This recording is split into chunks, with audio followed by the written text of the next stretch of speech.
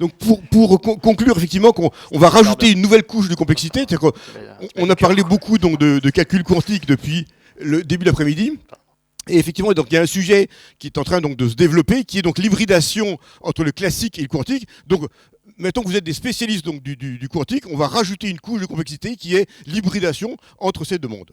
Alors, on va commencer ici. Donc, on va revenir un petit peu sur les fondamentaux. Donc, on va revenir quelques instants dans le monde classique. Le HPC ou le calcul scientifique ou le calcul haute performance, finalement, c'est résoudre le triptyque qui est mis en haut à gauche, qui est finalement, on a des problèmes physiques extrêmement compliqués à résoudre. Ces problèmes-là, si on sait les mathématiser, dirais, mettre un formalisme mathématique pour décrire le problème, et si effectivement on a des super ordinateurs pour traiter ces problèmes-là, on est capable donc de résoudre numériquement des problèmes qui sont extrêmement compliqués. Il y a plein de domaines aujourd'hui qui sont éligibles au quantique. Au classique, pardon. J'ai mis quelques photos, comme effectivement le crash test, effectivement. Plutôt qu'envoyer une voiture contre un mur et constater comment elle se déforme, eh ben, on pourrait dire, on va la simuler d'un point de vue, dirais, mathématique, et on va simuler la déformation d'un véhicule via, effectivement, des ordinateurs. Il y a beaucoup de domaines aussi. Dans la partie effectivement matériaux, on a une pièce mécanique. On veut connaître quelles sont les contraintes, je dirais, mécaniques sur la pièce et comment la pièce va ou peut se déformer dans telle et telle condition. Il y a aussi énormément de sujets dans tout ce qui est sciences des matériaux. Marc Porcheron en parlait. Dans tout ce qui est chimie, dans tout ce qui est effectivement la conception de nouveaux médicaments pour modéliser numériquement un problème physique. Et pour ce faire, à partir des années 70 environ, s'est développée une approche qui est donc le calcul haute performance, où on va construire donc des systèmes que vous voyez ici. Donc j'ai mis à gauche, à droite le système IBM, à gauche le système Atos, où finalement on va construire donc des ordinateurs avec donc des millions de processeurs, effectivement classiques. On va faire que l'ensemble de tout ça, ça fonctionne bien. Et on va être capable donc, de traiter donc, des problèmes extrêmement complexes dans des temps relativement raisonnables. Et ça, cette approche-là, finalement, depuis environ une cinquantaine d'années, c'est quelque chose qui se développe bien, tant et si bien qu'il y a un classement qui s'appelle le Top 500, qui est publié chaque année, où on va publier quelles sont les 500 plus grosses machines, je dirais, classiques dans le monde, permettant de traiter ces problèmes-là. Donc ça, effectivement, c'est un domaine, le HPC, qui est vraiment dans les mœurs. Et aujourd'hui, en France, évidemment, les grands centres de calcul sont équipés. En France, c'est le CNRS. À Montpellier, il y a le CINES. Évidemment, le CEA, bien sûr. Beaucoup de grands clients, je dirais, privés, comme EDF, Total, Airbus, sont effectivement des consommateurs de ces systèmes-là. Et là, finalement, ça marche très bien. Mais il y a un certain nombre de contraintes qu'on va voir dans quelques instants, qui est que finalement, ces machines-là, elles sont énormes en termes de taille. Donc, typiquement, elles ne tiendraient pas dans cette salle ici. Donc il y a des vrais problèmes effectivement de contraintes physiques à ces machines-là. Et en particulier, si je vais vous montrer quelques photos, si je voulais doubler la taille en performance de ce système-là, il faudrait exactement doubler la taille physique. Donc en gros, c'est plus que des salles de bal et c'est vraiment des systèmes extrêmement importants. Donc il y a des vraies contraintes, effectivement, sur la taille de ces systèmes-là, sur la densité, effectivement, en termes de CPU, donc de GPU, je ne vais pas rentrer dans les détails, mais vraiment le problème de l'encombrement, je dirais, physique, contrainte physique de ces systèmes est un vrai problème. Il y a aussi donc des vrais problèmes sur la partie réseau, c'est que dans les faux planchers de ces machines-là, vous avez donc des kilomètres de câbles. Dans ces systèmes HPC, il y a donc des millions de processeurs. Tout ça, c'est connecté par des réseaux plus ou moins compliqués. Bref, c'est extrêmement compliqué à concevoir et à faire croître en performance ces systèmes-là. Parce que très clairement, on va dire que idéalement, on voudrait être capable d'avoir des systèmes 10 fois, 100 fois plus performants que ces systèmes-là. Et c'est là où le quantique va arriver. Donc il y a effectivement un système, et aujourd'hui il y a une grande échéance qui est lancée depuis quelques années, qui est donc les systèmes hexaflop, où effectivement on va tendre vers des systèmes qui auront des puissances effectivement de millions, de milliards d'opérations par seconde, puisque dans le monde des calculs scientifiques, on parle de flop. Le flop, c'est le nombre d'opérations virgule flottantes qu'on peut faire par seconde. Et là on est dans des millions de milliards d'opérations par seconde. Donc ça, finalement, ça marche très bien, mais il y a, comme les contraintes, il y a en particulier deux contraintes qui sont extrêmement importantes. Le premier, c'est le prix, effectivement, parce que ces machines-là, on est quand même dans des gammes de prix de 10, 20, 30 et au-delà millions d'euros, donc ça commence à faire. Et l'autre problème, et Maud en disait deux mots à l'instant, c'est le côté contrainte énergétique. Parce que ces problèmes-là, ces machines-là, pardon, ce sont des gouffres d'un point de vue consommation. Typiquement, ces calculateurs-là, on est dans des consommations d'entre 1 et 10 mégawatts. Alors, je ne sais pas si ça vous parle beaucoup, mais 1 mégawatt, c'est environ 1 million d'euros. Donc, finalement, pour faire fonctionner une telle machine, la facture électrique, rien que de EDF, si je me permettre, c'est 1 million d'euros pour une machine de 1 mégawatt. Et donc là, très clairement, on est dans des domaines où on va pour faire fonctionner ces systèmes-là, les refroidir, des plusieurs millions d'euros, effectivement, uniquement d'électricité. Donc il y a un vrai problème dans, effectivement, la limite de ces systèmes-là et la capacité qu'on a de faire croître en performance ces systèmes-là. Tant et si bien que ici, effectivement, je parlais donc du top 500 qui classe les 500 plus grosses machines dans le monde, mais effectivement, on sent que d'un point de vue, je dirais, green, c'est pas idéal. Et donc, depuis une dizaine d'années maintenant, est apparu un classement qui s'appelle le Green 500, qui veut dire on va classer les machines non pas tellement en performance brute, parce que c'est pas ce qu'on cherche, mais également dans le ratio performance, je dirais, minimisation de l'énergie. Et ce Green 500 est quelque chose qui est très utilisé, qui veut dire on veut effectivement construire des supercalculateurs avec les performances dont on parle, mais on veut quand même s'intéresser à l'enveloppe énergétique de ces systèmes-là et être capable donc de minimiser, de réduire au moins l'enveloppe énergétique de ces supercalculateurs. Donc ça, un petit peu, c'est le sujet du HPC, et c'est un vrai problème aujourd'hui, à la fois en consommation et toute l'infrastructure nécessaire à refroidir ces systèmes-là. Il n'y a pas très longtemps, la semaine dernière, j'étais donc à Météo France à Toulouse. Le système de Météo France, c'est énorme. Donc c'est des systèmes qui sont monstrueux en termes de taille physique, et derrière, il y a toutes les contraintes qu'on a évoquées.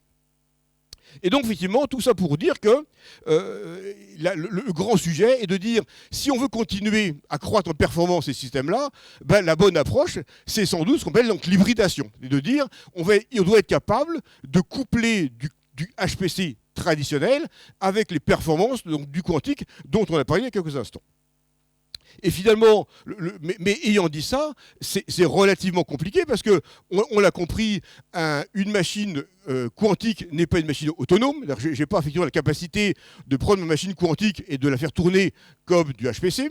Et les machines quantiques ont forcément besoin d'une frontale, je dirais, donc d'un serveur traditionnel, typiquement du HPC.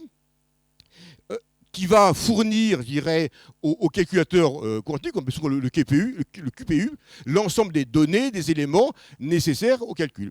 Et finalement, donc, dans cette approche, on va retrouver un petit peu la même philosophie que celle qu'on a vu apparaître il y a quelques années, avec les fameux GPU, les cartes graphiques typiquement NVIDIA, où pour accélérer le traitement classique d'un problème, on a greffé au CPU, donc des GPU, donc des cartes graphiques, pour accélérer certains types de traitements. Et finalement, dans le quantique, on est exactement dans cette même logique de dire on va demain, je dirais, et dès après on travaille, coupler donc, du HPC traditionnel avec du quantique qu'on a adressé aujourd'hui. Ayant dit ça, c'est plus facile à dire qu'à faire. Ça pose deux problèmes, que sont l'un le hardware et l'autre le software. C'est-à-dire en gros comment physiquement j'interconnecte ces deux mondes qui sont totalement différents puisqu'on est classique d'un côté, quantique de l'autre, et on va y revenir. Et l'autre problème qui est extrêmement intéressant, c'est le côté applicatif. C'est-à-dire comment une application va coexister à la fois dans le classique et dans le quantique. Et ça, effectivement, c'est les deux grands sujets qu'on va évoquer, que sont effectivement l'hybridation, je dirais, classique-quantique, et les deux grands, je dirais, sujets qui sont actuellement en développement, sur le côté hardware et le côté software. Je vais aujourd'hui, rapidement, vous brosser un petit peu tout ça. Alors, si on commence sur le hardware, effectivement, donc là, il y a deux approches qui nous disent, effectivement, donc quand les machines quantiques seront disponibles, et avec la qualité de service nécessaire, est-ce qu'effectivement la machine quantique, elle est dans le cloud ?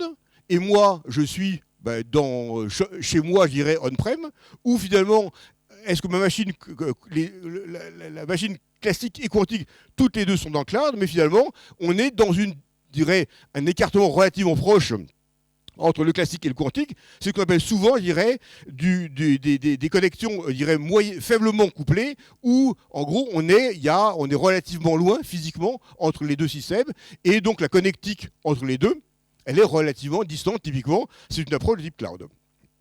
Ça, aujourd'hui, c'est le modèle qui existe, effectivement. Si on accède aux machines IBM ou d'autres, la machine, elle est physiquement dans le cloud. Moi, je suis chez moi, et donc je vais soumettre ma machine, mon algorithme quantique à partir d'une approche classique. Ça, c'est très bien, effectivement, mais on verra dans quelques instants que ça pose là aussi donc, des problèmes d'un point de vue performance.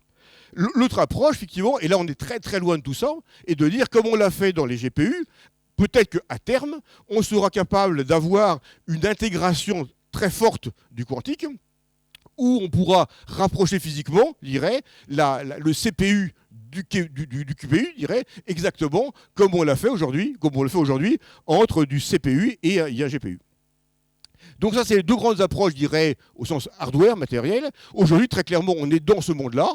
Peut-être que dans 10 ans, 15 ans, 20 ans, quand on aura une maîtrise peut-être suffisante de la techno quantique, on arrivera peut-être à réduire tout ça, à le densifier, et peut-être, mais là on est vraiment dans une approche très très long terme, avoir une approche relativement, je dirais, comme celle-ci. Donc ça, c'est le côté, je dirais, matériel, qui est le couplage physique entre ces deux mondes. Alors ça, je dirais, à part cette partie-là, c'est presque la partie la plus facile. Parce que ça, finalement, on sait relativement bien le faire. On a des moyens d'interconnecter les deux. C'est pas forcément idéal, mais bref, on sait à nouveau accéder à une machine quantique à partir d'une machine classique. Le vrai sujet qui se pose, c'est le domaine applicatif. C'est-à-dire que j'ai aujourd'hui une application qui tourne sur mon serveur HPC.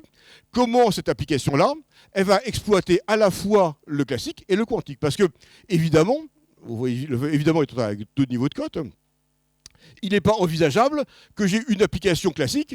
Cette application classique, je la mets sur ma machine quantique et tout tourne, je dirais, localement sur le quantique. Donc globalement, il y a un vrai travail d'hybridation entre du classique et du quantique. Finalement, dans mon code classique qui tourne aujourd'hui très bien sur du HPC, je dois identifier des noyaux de calcul qui sont extrêmement consommateurs de ressources.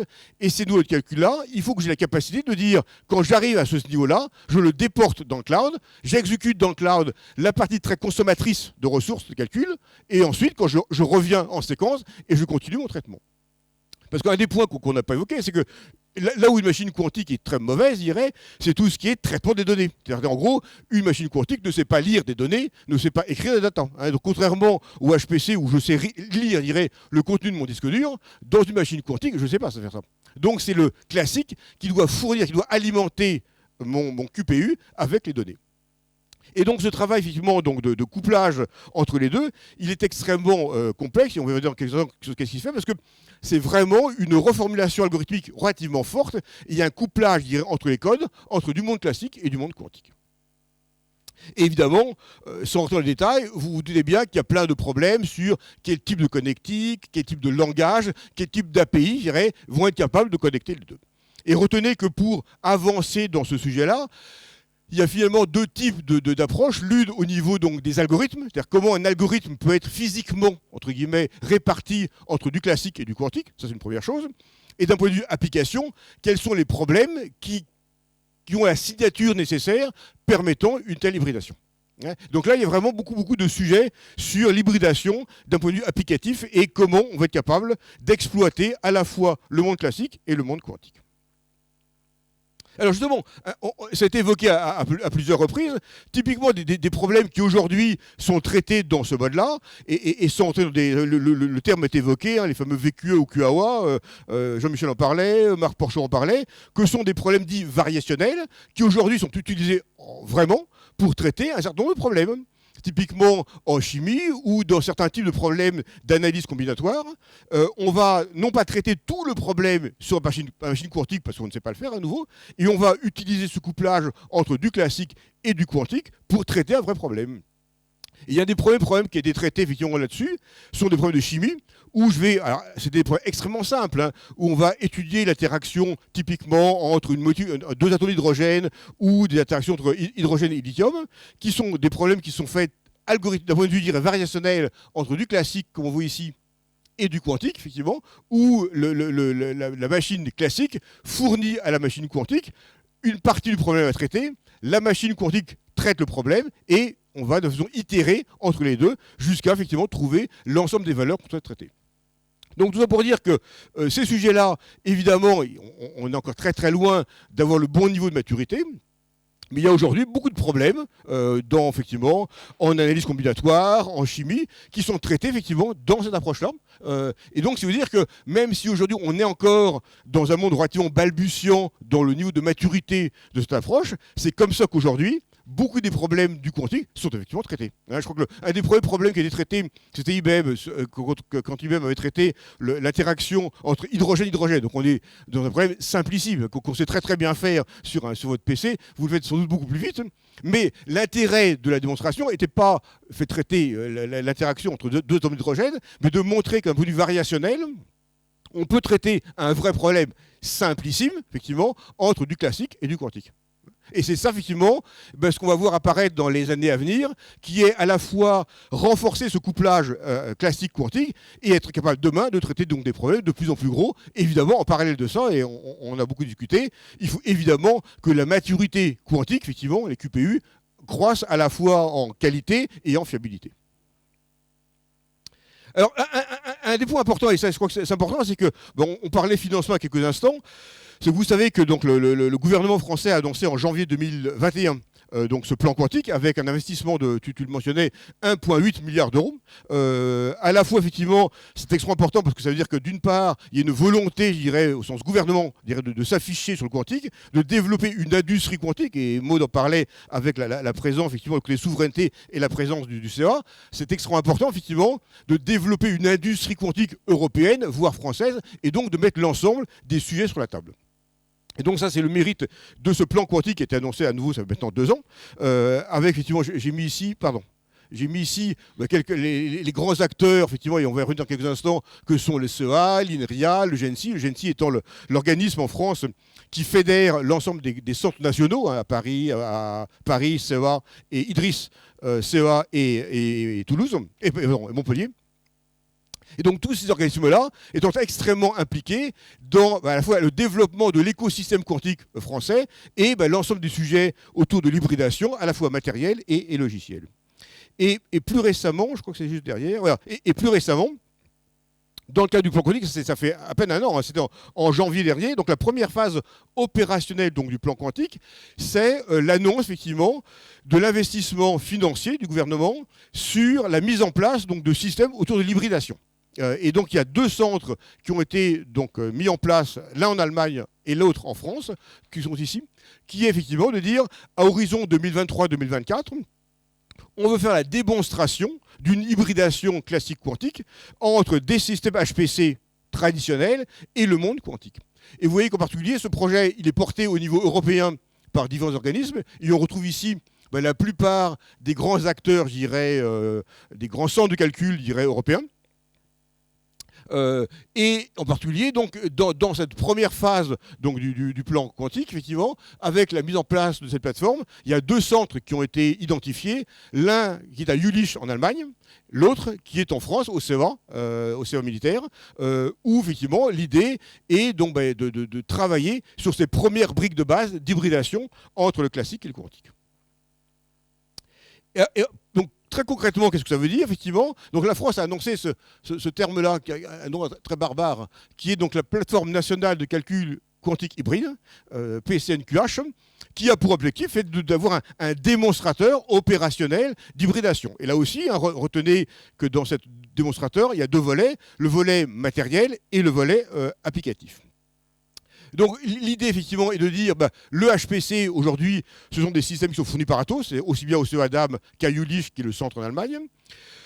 On va lancer un appel d'offres, on va choisir effectivement un certain nombre d'acteurs qui sont des acteurs, je dirais, français et ou européens qui travaillent, qui développent donc, du quantique. Donc ici, on parle de l'IC Bob, Pascal, Marc Porcheron en parlait. En Allemagne, il y a une grosse start-up qui s'appelle IQM.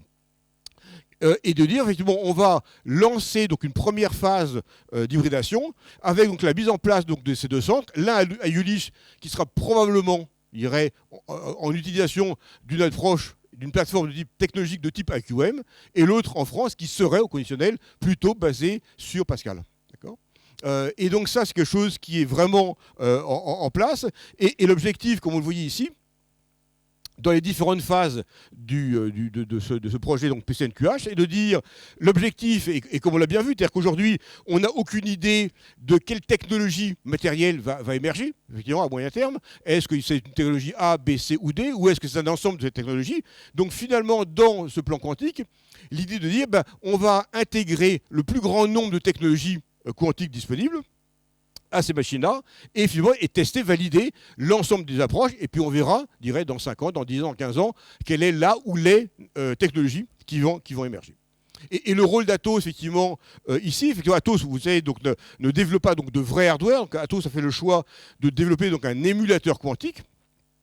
Et finalement, cet émulateur quantique, c'est la capacité donc, de vous donner l'ensemble des outils nécessaires au développement algorithmique, indépendamment d'un hardware spécifique. Et finalement, je développe sur QLM et je soumets sur une plateforme de façon agnostique. Et donc, dans les deux projets auxquels je mentionnais, donc aussi bien Jülich en Allemagne que le projet donc, du SEADAM à Paris, donc la plateforme, je dirais, Atos QLM, c'est cette plateforme, je dirais, de développement qui doit faire le lien entre le HPC traditionnel et le monde quantique. Juste un point, effectivement, pour préciser un petit peu le rôle d'Atos dans ce développement-là. C'est-à-dire qu'à nouveau, donc Atos, nous, on n'est pas du tout dans le développement d'un vrai hardware quantique, parce qu'effectivement, ce n'est pas notre sujet. Et puis aujourd'hui, effectivement, le choix d'Atos est différent. On est plutôt, nous, dans une approche de dire, on va intégrer dans l'approche Atos, effectivement, QLM, l'ensemble des technologies, effectivement, du futur, je dirais, du quantique. C'est-à-dire, en gros, être capable de dire, je développe sur ma QLM, et si demain, je tournais sur tel ou tel hardware, via donc des connecteurs, la capacité de soumettre mon application à la machine finale. Et dans cette approche-là, effectivement, au-delà des internes de la QLM, il y a des travaux qui sont faits sur, effectivement, l'intégration, je dirais, de la QLM avec à la fois, je dirais, le monde HPC traditionnel, parce qu'effectivement, le monde du HPC va encore durer pendant quelques années, donc il y a encore besoin, bien sûr, d'accéder à ces calculateurs HPC, mais aussi, bien sûr, d'accéder, effectivement, à ces fameux QPU. Et là, j'ai mis, effectivement, différentes technos. Ça, c'est IBM, c'est Pascal, c'est AQM, de dire, finalement, pour moi, utilisateur, demain, ce que je veux voir, c'est finalement de soumettre une application, soit, effectivement, uniquement sur le monde HPC, soit, idéalement, je dirais, sur une hybridation HPC quantique au travers d'une approche QLM. Et c'est ça, effectivement, les travaux qui sont réalisés, à la fois côté Atos, mais également dans les deux projets dont je parlais, celui donc, du SEADAM et de l'INRIA, et de Jülich, pardon, dans lequel aussi, effectivement, l'INRIA a un rôle important sur la partie applicative, pour, effectivement, développer l'ensemble des briques de base nécessaires à cette hybridation. Et juste pour finir, c'est-à-dire que c'est une bonne conclusion de la journée, et là on va encore élargir un peu le sujet, c'est-à-dire que pour ceux qui ne sont pas dégoûtés du quantique, ou qu'on n'a pas dégoûté encore aujourd'hui du quantique après l'après-midi, et si vous souhaitez encore poursuivre le sujet, je vous invite vraiment à vous abonner à ce fil qui est effectivement porté par Neil Halbrook. Donc Neil Halbrook, pour ceux qui ne le connaissent pas, c'est le coordinateur national français donc, du plan quantique, qui très régulièrement, je crois qu'une fois par mois, donc publie effectivement un petit peu les news, je dirais, qu'est-ce qui se passe dans l'écosystème quantique français et européen. Et donc il y a plein de choses extrêmement intéressantes sur le monde des startups, sur l'académique. Donc là j'ai fait un peu de pub pour Montpellier, historiquement, c'est normal, qui est l'activité auto Montpellier, mais c'est vraiment intéressant parce que ça permet vraiment de suivre ce qui se passe, de comprendre un petit peu les investissements, les choix stratégiques. Et donc, à nous, pour ceux qui voudraient poursuivre un petit peu le sujet du quantique, je vous invite vraiment à regarder un petit peu et à suivre ça via donc, l'usine digitale. Il y a aussi Neil Halbrook qui est très actif sur LinkedIn, pour ceux qui ne le connaissent pas. Donc, je vous invite vraiment à vous appairer avec ces activités. Et je crois que je vais m'arrêter là. Je te remercie, Olivier. Merci à vous. À toi. Merci. Et bonne soirée.